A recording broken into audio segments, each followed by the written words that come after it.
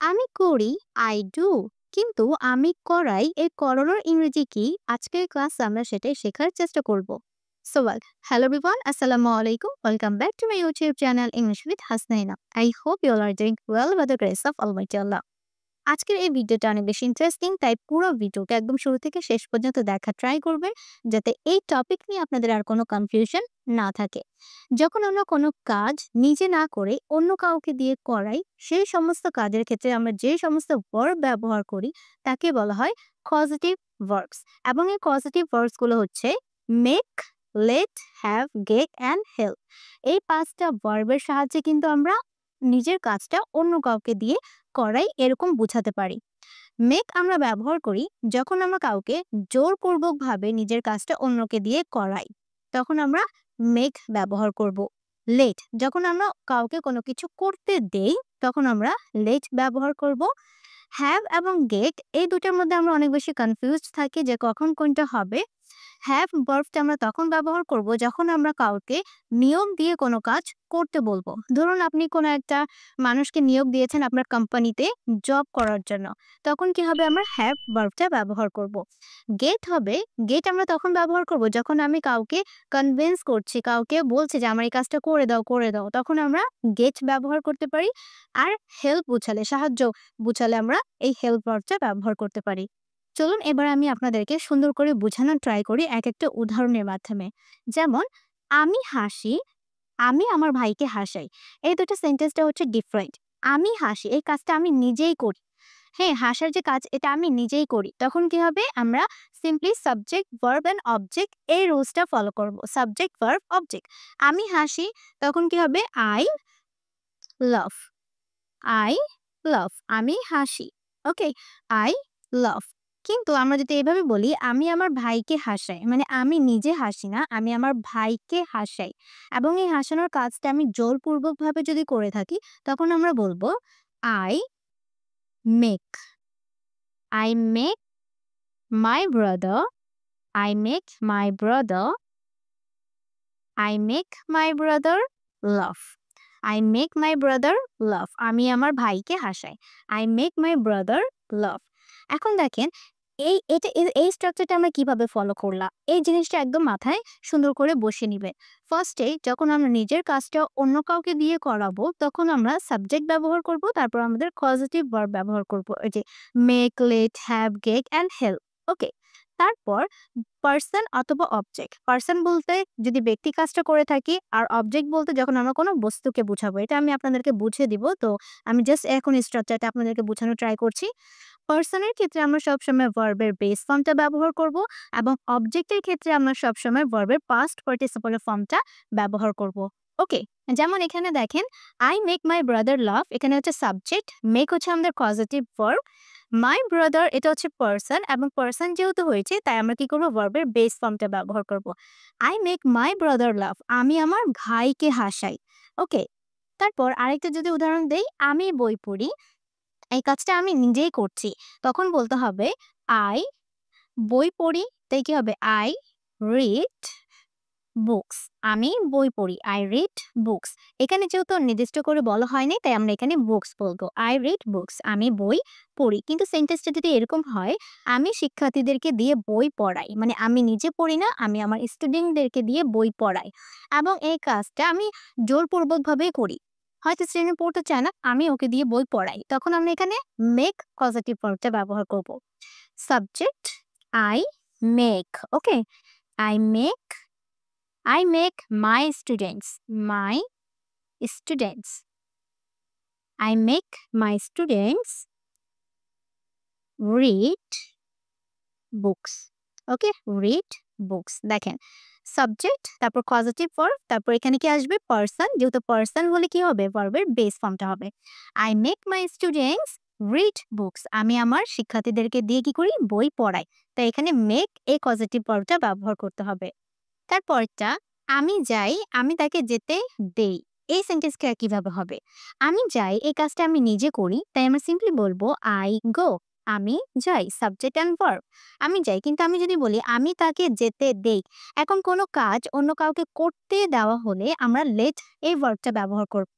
আমি তাকে যেতে দেই, আই লেট। আই লেট তাকে যেতে দেই, আই লেট হিম গো, আমি তাকে যেতে দেই। সাবজেক্ট পজিটিভ ভার্ব, তারপর হবে পারসন, তারপর এখানে কি আসবে আমাদের ভার্বের base form. I let him go, আমি তাকে যেতে দেই। তারপর আমি রাতে টিভি দেখি, এই কাজটা আমি নিজে করি, তাই কি হবে আমি রাতে টিভি দেখি, I watch I watch TV I watch TV at night, আমি রাতে কি করি টিভি দেখি। কিন্তু সেন্টেন্সটা যদি এরকম হয়, আমার মা আমাকে রাতে টিভি দেখতে দেন, মানে আমার মা আমাকে কোনো কিছু করতে দেন, হ্যাঁ, তখন কি হবে আমাদের পজিটিভ ভার্ব ব্যবহার করতে হবে। আমার মা, তাই আমরা এখানে কি বলবো মাই মাদার। ওকে, মাই, এটা হচ্ছে my, মাই মাদার আমাকে দেন। সাবজেক্টের পর কি আসবে পজিটিভ ভার্ব চলে আসবে। মাই মাদার লেটস মি, আমাকে করতে দেন, my mother lets me watch TV. Okay, watch TV at night, আমার মা আমাকে রাতে টিভি দেখতে দেন। ওকে, এখানে দেখেন মাই মাদার যেহেতু হচ্ছে থার্ড পারসন সিঙ্গুলার সাবজেক্ট, তাই আমরা এখানে কি করব লেটের সাথে অতিরিক্ত এস অ্যাড করব। My mother lets me watch TV at night, লেটের পর কিন্তু আমরা কোনো টু ব্যবহার করি না। হ্যাঁ, আমরা এভাবে বলবো না মাই mother lets me to watch TV. To watch TV যদি আমরা দেই, এখানে যদি আমরা টু প্রপোজিশনটা ব্যবহার করি ইনফিনিটিভ হিসেবে, তাহলে কিন্তু আমাদের সেন্টেন্সটি কি হবে ভুল হয়ে যাবে। লেটের পর কখনো টু আমরা ব্যবহার করব না। ওকে, আমরা শুধুমাত্র টু ব্যবহার করব গেট পজিটিভ ভার্বের ক্ষেত্রে, যেটা আমি একটু পরে আপনাদেরকে বুঝিয়ে দিব। তাহলে আমি যাই আই গো, কিন্তু আমি তাকে যেতে দেই, আমি তাকে কোনো কাজ করতে দেই, তখন কি হবে আই লেট হিম গো। আমি রাতে টিভি দেখি, এই কাজটা আমি নিজেই করি, তখন হবে সাবজেক্ট ভার্ব অ্যান্ড অবজেক্টের agreement. I watch TV at night. তারপর আমার মা আমাকে রাতে টিভি দেখতে দেন, আমার মা আমাকে এই কাজটা করতে দেন, তখন কি হবে লেটের ব্যবহার করতে হবে। মাই mother lets me watch TV at night. প্রথমে সাবজেক্ট পজিটিভ ভার্ব, তারপর হবে পারসন, তারপর ভার্ব। ওকে, আর ভার্বটা বেস ফর্মে থাকবে। আচ্ছা, এবার আসি আমরা হেল্প পজিটিভ ভার্বের ব্যবহারটা দেখে নেই। আমি সমস্যাটা সমাধান করেছিলাম, এই কাজটা আমি নিজেই করেছিলাম, তখন কি হবে I solved the problem the problem. Okay, আমি সমস্যাটার সমাধান করেছিলাম, আই সলভ দ্য প্রবলেম। এখানে করেছিলাম, প্রথমে কি আসবে সাবজেক্ট ভার্ব তারপর অবজেক্ট। আচ্ছা, যদি সেন্টেন্সটা এরকম হয়, সে আমাকে সমস্যাটা সমাধান করতে সাহায্য করেছিল, মানে সে আমাকে সাহায্য করেছিল। এখানে দেখেন আমি নিজেই করেছিলাম এবং সে আমাকে করেছিল, দুইটা ডিফারেন্ট সেন্টেন্স। যখন বলবো যে আমি নিজেই করেছিলাম, তখন আমার সাবজেক্ট ভার্ব অবজেক্টের এগ্রিমেন্টে ফলো করব, কিন্তু আমাকে সে সাহায্য করেছিল, আমি নিজেই করিনি, তখন কিন্তু সেটা পজিটিভ ভার্বে চলে আসবে। তখন আমাদের বলতে হবে সে আমাকে সাহায্য করেছিল, she helped me. Okay, she helped me, এখানে সাবজেক্ট, তারপর কি আসবে পজিটিভ ভার্ব, তারপর person. She helped me to solve to solve to solve the problem সে আমাকে সমস্যাটা সমাধান করতে সাহায্য করেছিল।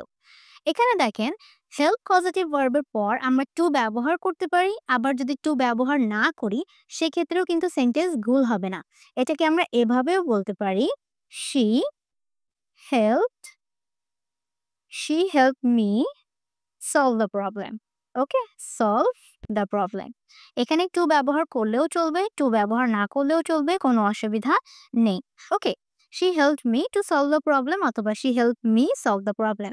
এখানে কি আসবে সাবজেক্ট, তারপর পজিটিভ ভার্ব, তারপর এখানে কি পারসন। আমরা এখানে টু ব্যবহার করতে পারি, নাও ব্যবহার করতে পারি, তারপর ভার্বের বেস ফর্ম। তারপর আমরা দেখব হ্যাভ এর ব্যবহার। হ্যাভ এর ব্যবহার কম বেশি সবাইকে একটু কঠিন মনে হয়, কিন্তু আমি আজকে একদম সহজভাবে আপনাদের বোঝানোর ট্রাই করব। চলুন শুরু করি। হ্যাভ এর ব্যবহার কিন্তু হচ্ছে দুইটা, একটা হচ্ছে অবজেক্টের ক্ষেত্রে আর একটা হচ্ছে পারসনের ক্ষেত্রে। যেমন have plus something done, something এখানে বলতে বোঝাচ্ছি অবজেক্ট, কোনো একটা অবজেক্টের উপর যখন আমরা বেশি ফোকাস করব, তখন আমরা ভার্বের ফার্স্ট পার্টিসিপলে ফর্মটা ব্যবহার করতে।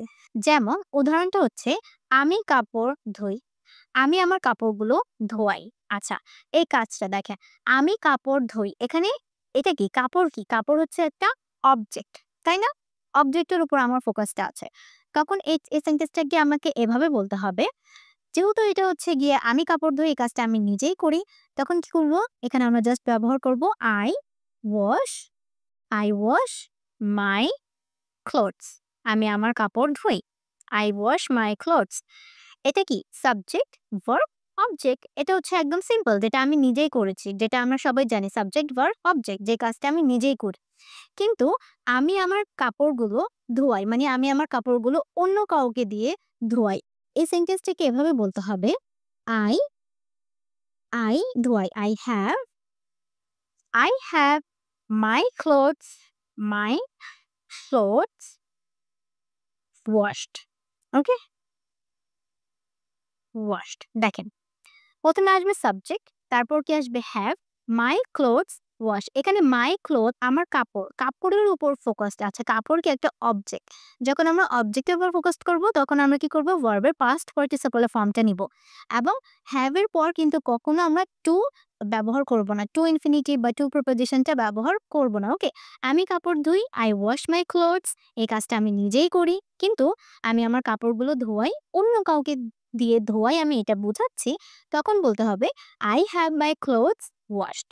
ওকে? আচ্ছা, তারপরেরটা দেখি। আমি আমার গাড়ি মেরামত করেছিলাম। এই কাজটা আমি নিজেই করেছিলাম, তাই বলতে হবে I repaired. করেছিলাম, I repaired my car.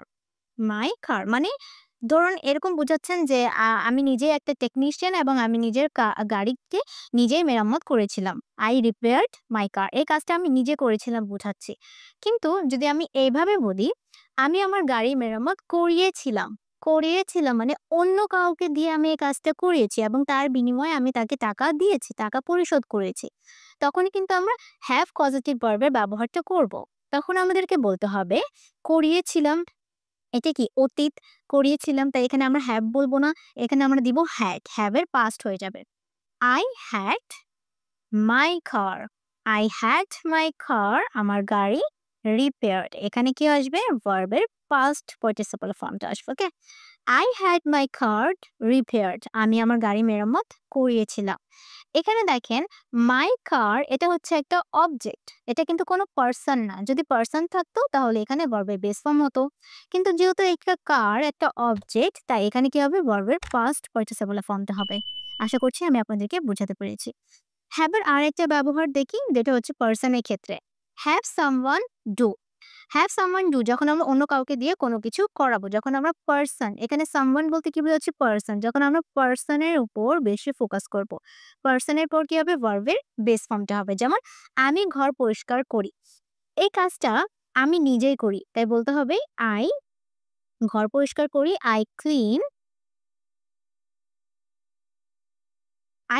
The room. আমি ঘর পরিষ্কার করি, এই কাজটা আমি নিজেই করি। আমি কাজের মেয়েকে দিয়ে ঘর পরিষ্কার করাই। এখানে কাকে দিয়ে করাই? কাজের মেয়েকে দিয়ে করাই, আমি নিজে করি না। তখন আমাদের বলতে হবে I have I have I have the made I have the made clean the room. ওকে?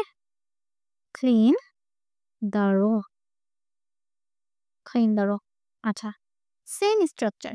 প্রথমে আসবে সাবজেক্ট, তারপর আসবে আমাদের পজিটিভ ভার্ব, তারপর আসবে কি? পারসন। পারসন আসতে পারে, অবজেক্ট আসতে পারে। যেহেতু এখানে পারসনের উপর ফোকাসটা করা হয়েছে, কাকে দিয়ে করে? কাজের মেয়েকে দিয়ে করা। এই কাজটা আমি বলেছি যে আমি কাজের মেয়েকে দিয়ে করা। এখানে পারসনের উপর ফোকাসটা বেশি। তাই বলতে হবে I have the made clean the room.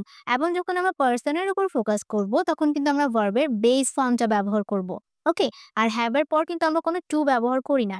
I have the made clean the room.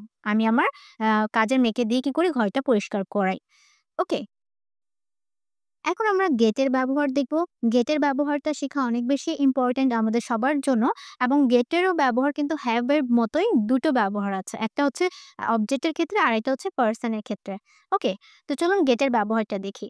Gate something done. Something বলতে এখানে কি? অবজেক্ট বোঝাচ্ছি। আর অবজেক্ট থাকলেই কি হবে? ভার্বের পাস্ট পার্টিসিপল ফর্ম হবে। যেমন আমি যদি বলি আমি নিজেই আমার চুল কেটেছি। আমি পার্লারে গিয়ে আমার চুল কাটিয়েছি। এই দুটি সেন্টেন্সে অবশ্যই পার্থক্য আছে, তাই না? আমি নিজেই আমার চুল কেটেছি মানে আমি নিজেই কি করেছি? ঘরে বসে আমার চুলটাকে কাট করেছি। তখন আমরা বলবো আই কেটেছিলাম, I cut my hair I cut my hair myself. Okay, I cut my hair myself. আমি নিজেই কি করেছি? আমার চুলটা কেটেছি। ১ম কি আসবে? সাবজেক্ট, ভার্ব, তারপর অবজেক্ট। ওকে, এটা হচ্ছে আমি নিজেই কাজটা করেছি। কিন্তু যদি বলি আমি পার্লারে গিয়ে আমার চুল কাটিয়েছি, মানে আমি পার্লারে গিয়েছি এবং অন্য কাউকে দিয়ে আমার চুলটা কাটিয়েছি। তখন সেটাকে আমাদেরকে পজিটিভ ভার্বে বলতে হবে। তাই আমরা বলব I got. I got my hair. I got my hair cut. I got my hair cut at the salon. Okay? at the salon মানে সালনে গিয়ে আমি কি করেছি? আমার চুলটা কেটেছি। দেখেন এখানে কি আছে? কাটিয়েছি। যেহেতু এটা অতীত বুঝাচ্ছে তাই এখানে গেটের পাস্ট কি? গট। তাই আমরা গট ব্যবহার করব। সাবজেক্ট তারপর পজিটিভ ভার্ব তারপর এখানে দেখেন মাই হেয়ার। এখন এই হেয়ারটি কি? চুল কি? চুল হচ্ছে আমাদের অবজেক্ট। কোনো পারসন তো না, কোনো ব্যক্তি না। চুল হচ্ছে অবজেক্ট। তাহলে অবজেক্টের ক্ষেত্রে আমরা ভার্বের পাস্ট পার্টিসিপল ফর্মটা ব্যবহার করব। কাট হচ্ছে এমন একটা ভার্ব যেটা past form, past participle form তিনটাই সেম। সিইউটি কাট। ওকে? তিনটাই স্পেলিং সবকিছুই সেম। তাই এখানে কি হবে? কাট। এখানে কিন্তু ভার্বের পাস্ট পার্টিসিপল নিয়ম অনুযায়ী ব্যবহৃত হচ্ছে। I got my hair cut at the salon. আমি সালনে গিয়ে বা পার্লারে গিয়ে আমার চুলটা কাটিয়েছি। ওকে। তারপর গেটের আরেকটা ব্যবহার হচ্ছে সেটা হচ্ছে পারসনের ক্ষেত্রে। গেট, সামওয়ান, ডু প্লাস ভার্বের বেস ফর্ম। আচ্ছা, গেট এর পর কিন্তু আমরা যখন কোনো পারসন নিয়ে কথা বলবো তখন কিন্তু আমরা টু, এই টুটা অবশ্যই ব্যবহার করব। টু যদি ব্যবহার না করি তখন কি হবে? আমাদের সেন্টেন্সটা ভুল হয়ে যাবে। যেমন আমি হোমওয়ার্ক করেছি। আমি হোমওয়ার্ক করেছি। I did করেছি। I did my homework. I did my homework. এই কাজটাকে আমি নিজেই করেছি। তাই বলতে হবে I did my homework. I তারপর কি? did হচ্ছে এটা হচ্ছে সাবজেক্ট, ভার্ব তারপর অবজেক্ট। কিন্তু যদি সেন্টেন্সটা এরকম হয়, আমি আমার বোনকে দিয়ে আমার হোমওয়ার্ক করিয়েছি। আমি নিজে করিনি, আমার বোনকে দিয়ে করিয়েছি। তখন বলতে হবে I I got I got my I got my sister I got my sister to do my homework. Okay? To do my homework. ওকে। আচ্ছা, এখন এটা বুঝে ট্রাই করি। করিয়েছি।